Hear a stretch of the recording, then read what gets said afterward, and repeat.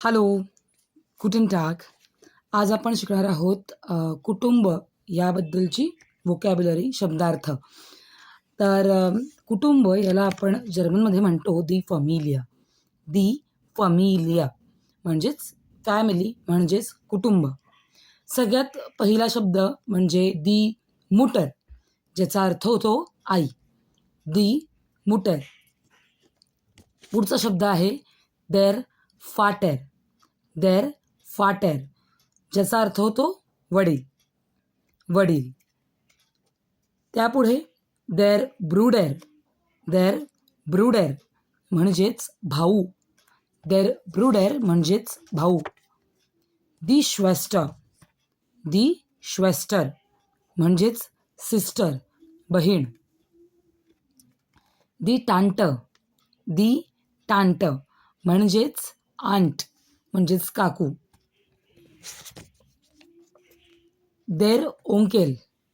देर ओंकेल म्हणजेच अंकल, म्हणजेच काका.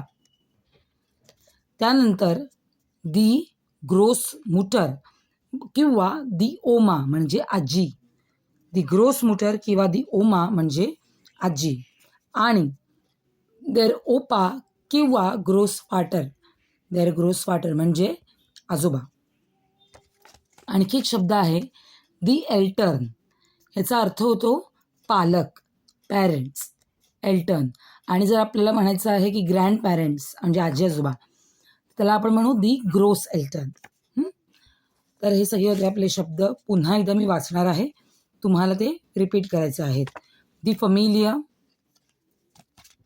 दी मुटर, देर फाटर, देर ब्रुडर, दी श्वेस्टर, दी टांट, देर ओंकेल, दी ओमा, दी ग्रोस मुटर, देर ओपा, देर ग्रोस फाटर, दी एल्टर्न. छान. तर आज आपण शिकलो फॅमिली व्होकॅब. रिवाईज करा आणि कमेंटमध्ये लिहायचं आहे तुम्हाला की तुमच्या फॅमिलीमध्ये कोण कोण आहे. ओके. फॉर एक्झाम्पल मी म्हणू शकेन दी मुटर, द फाटर. ओके. तर नक्कीच कमेंटमध्ये हे लिहा आणि जो अभ्यास देते तुम्हाला गृहपाठ तो नियमितपणे करा. चीअर्स, बिस मॉर्गन.